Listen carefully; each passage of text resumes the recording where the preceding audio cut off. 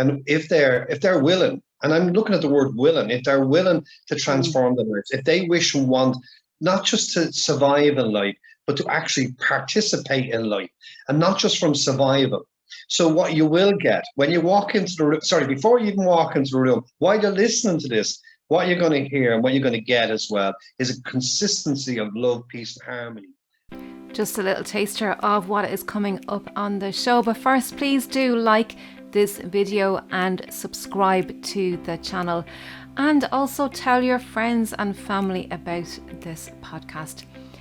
Please let us know in the comments if you would like to hear any particular topic in relation to sleep or health. Then I will create a show especially for you, just for asking the question. So let's get on with the show.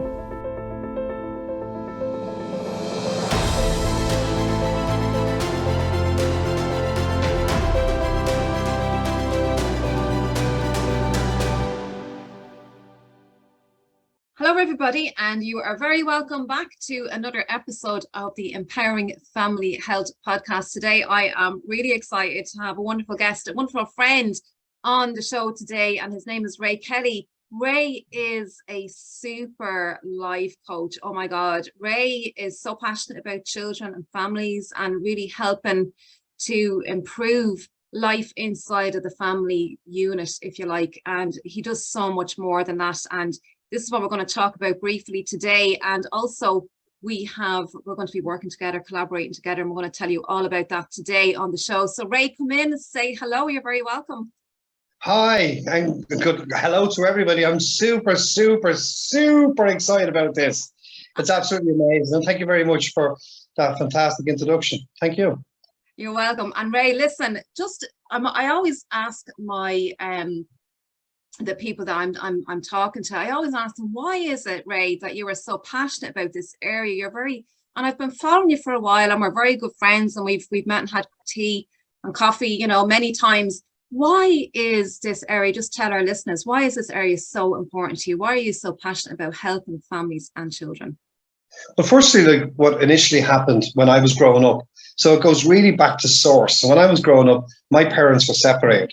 And then, of course, when I got into my teens and I got into like my 20s, I actually separated them. So one of the things I got to see was that there was so much difficulty, there was so much diversity in all of like family and the family unit. And, the whole thing about a mother and a father and then the children. And one of the things I really, really felt passionate about was the fact of how children were completely ignored. And ignored by the virtue fact that they are children, and also the fact is that like the way mothers are treated and the way fathers are treated. And I found oh, you just muted yourself right there. Completely. Yes, the phone rang. Always so I love technology. So you found Ray, you were saying you found what you got to see. Yeah, so what I did was like I see myself in a situation where I was I suppose speaking, I was the first unmarried father, public unmarried father, and then I suppose political as well, where I ran for elections. And I got to see the impact, not just from my children, for myself and my children. And I remember when I started, because I deal with dyslexia. I had no knowledge, nothing, no understanding of it. But one thing I did know was that I was really broken. So you can imagine when going through a separation, what it was like for me and what it was like for my children. But more importantly, what it was like for my ex-partner. Because we don't use the family unit as a family unit when they have a breakup. So one of the things that I seen over my course of 30 years was seeing how difficult it is for the children and how difficult it is for the mother and for the father. And what I wanted to do, what I created was to bring something back. And then why I do it is because I don't think there's enough love in the world. I don't think there's enough harmony in the world. I definitely don't think there's enough peace in the world. And it's ironic that we should be doing something in relation to the sleep. Over my 30 years, and I ran for local elections and general elections, and knocking at doors and talking to people. And this is me doing my own personal research. The two things I've seen that nobody's recognizing and nobody's talking about is anger and loneliness. And people are angry, because they're lonely, and lonely because they're angry. And this even applies to, to couples who are married, and people in general. And I'm not talking about the fact of like, oh, I go to work and I kind of survive in life. I'm not talking about that. I'm talking about something that's a bit deeper. For example, like when people go to bed and they lay down, that's the time when they get lonely. Yeah. And that's really interesting you say that, Ray, because many people, and many of my clients say to me, it's when their head hits the pillow, that's when all the thoughts, because you're alone. I like to say you're alone with your thoughts. And exactly, and that's going back to the source. And I see it now, just even out there for any even happily married couples, couples, even single people, they say, oh, look, everything is okay. But when we sit down with our thoughts, right, it's when we become lonely. Yeah. And the reason for what my kind of research looks at, the reason why we are lonely is because we don't love the person we are with at that moment. So now what I seen in that was, well, where does this all come from? What's this all about? Well, of course, it's about one of the things that I seen in myself is that we were looking for, from the father's point of view, we were looking for rights. And unfortunately, nobody actually knows what a right is. Like, we all have a right to a home, but we also have a right to abuse the home. We all have a right to get married, but we all have a right to get out of marriage as well. So what is an actual right? And when we dissect that down, we actually get to see that a right is just based on an opinion. So where does this all come from? Now, when we take it all back, we'll actually become what we should have is responsibility. And the responsibility will then give you the rights. That's powerful. That's powerful. Yeah, but when we really get into being responsible for what? And this is what I love. This is the part that gets me going in the morning time. Responsible for what? Well, we're responsible for everything we do. Got it. But we're also responsible for everything we don't do. Oh, beautiful. Beautiful. Yeah, and scientifically proven that. So, like, if you can just imagine yourself and you're coming to the end of your life and you're on your deathbed, you never really kind of talk about the things you've done because you've just done them and they've just done them again. And then you keep on doing them and you've done whatever you wish. You've made plenty of money. You've made plenty of friends. You've made plenty of children. All of that. You'll say, like, okay, fine, you won't really talk, but you'll be proud of yourself. But you'll always say, you know what? If I had more time, I'd spend it with my family. Although you spent all the time in the world with your family. But you didn't really.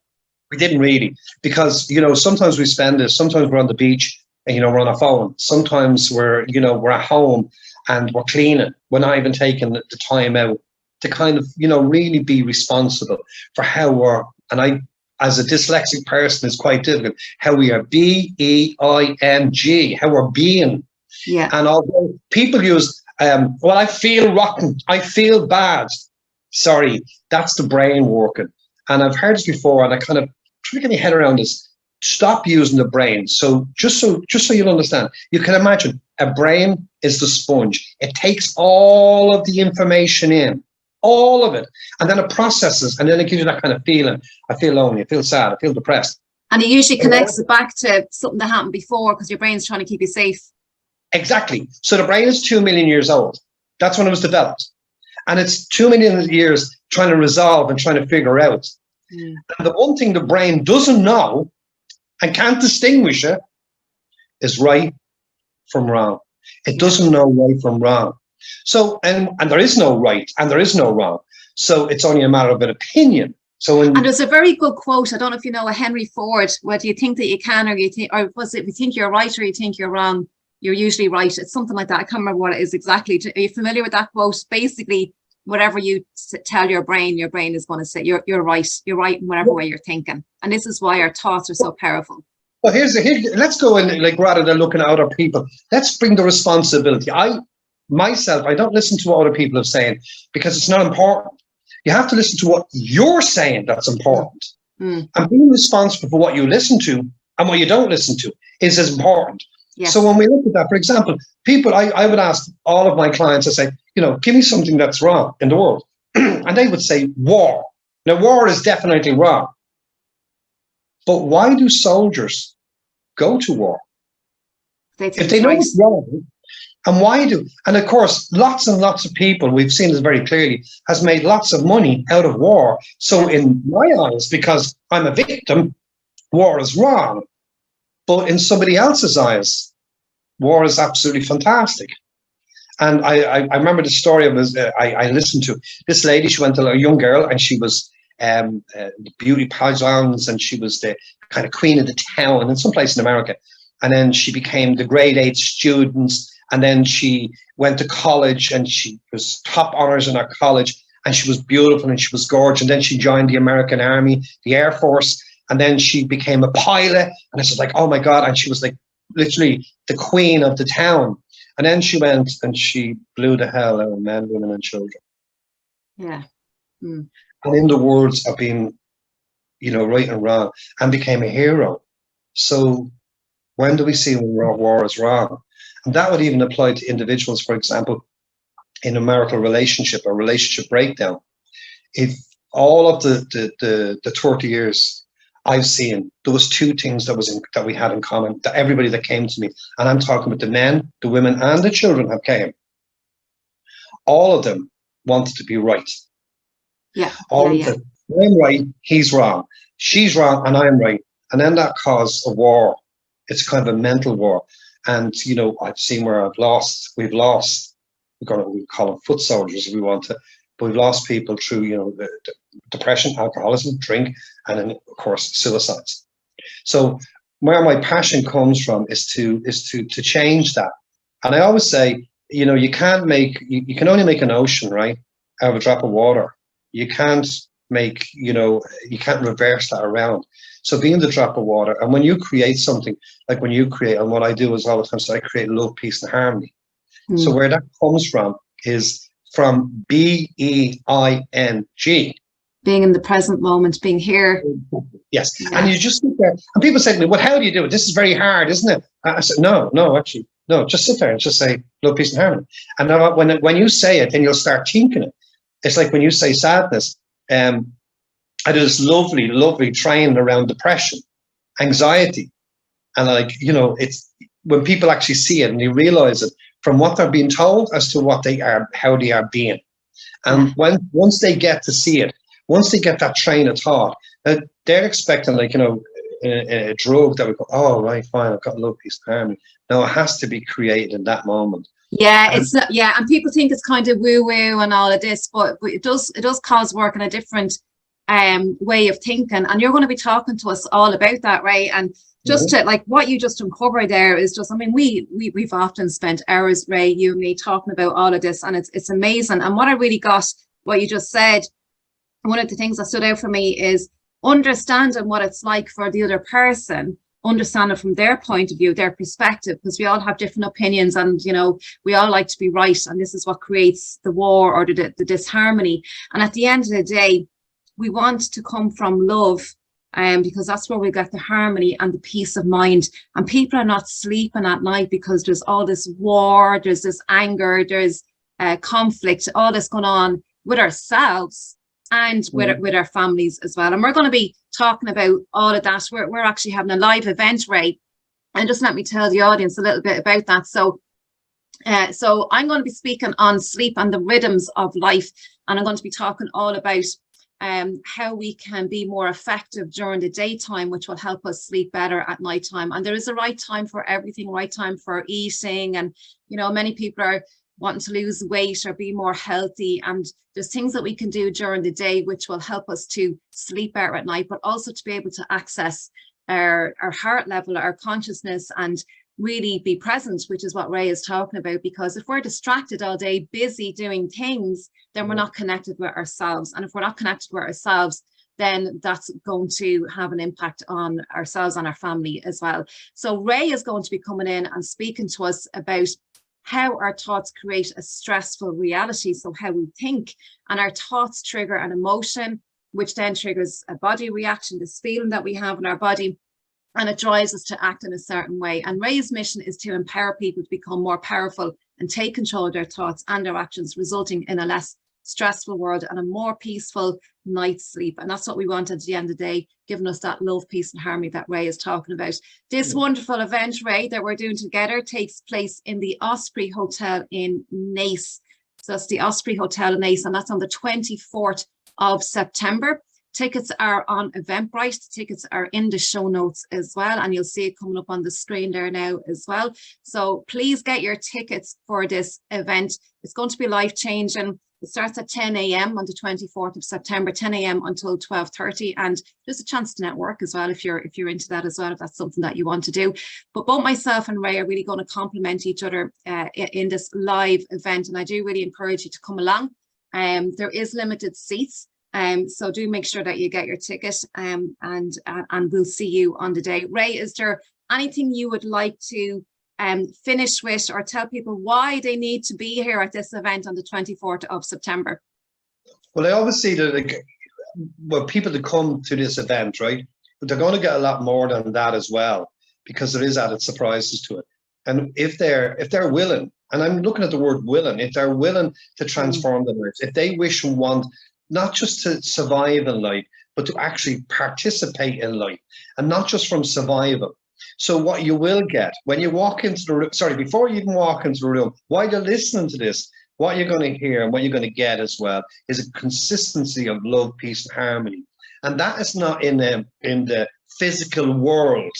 That says this will be in your real world. So it's individuals becoming more powerful, more free, and, having that sense of feeling love, peace and harmony, and having an opportunity to completely transform whatever area of their life is, not just in sleeping, but everywhere, because at the end of the day, we sleep, but we have to live the day. So I'm looking forward to meeting each and every one of us. I can't wait. I'm super excited about the whole thing. And I can assure you, you will not have any difficulties in understanding this way of transforming your life. It's made a lot easier and a lot simpler. So looking forward to the 24th. Beautiful, Ray. What a way to finish it. Brilliant. So there you are, folks. Get your tickets now. And even if you're not available on the day, tell your friends and family. I am sure there is somebody who's not sleeping well at night, or somebody struggling with issues, conflicts, anger, whatever, stress. So please do share this with your friends and your family, anybody who would like to transform their lives. This is massive, folks. So please do get your tickets right now. The link is on the screen there, and you will also get it in the show notes. So don't delay and get your ticket today. Thank you, Ray, for being with us today. And listen, have a wonderful day, and I'll see you on the 24th. Looking forward to it. Bye.